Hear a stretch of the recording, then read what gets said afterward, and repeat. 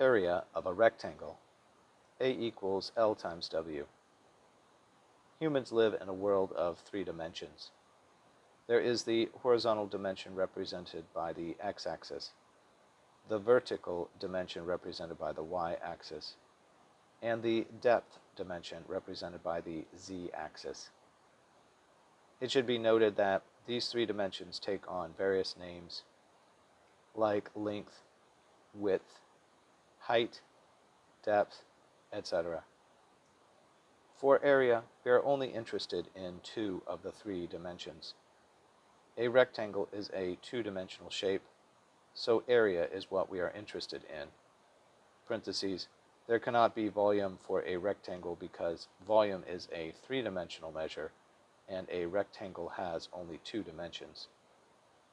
For the area of a rectangle, we commonly say length times width, or L times W. But more accurately, we are multiplying the x dimension by the y dimension.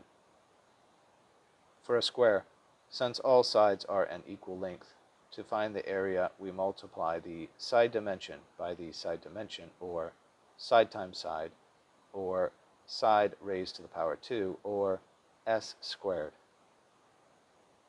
The area of a parallelogram is base times perpendicular height.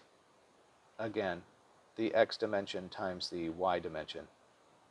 The area of a rhombus is base times perpendicular height.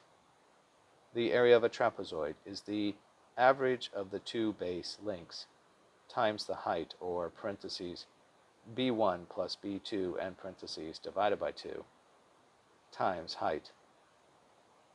The area of a rectangle is the x dimension times the y dimension, or length times width.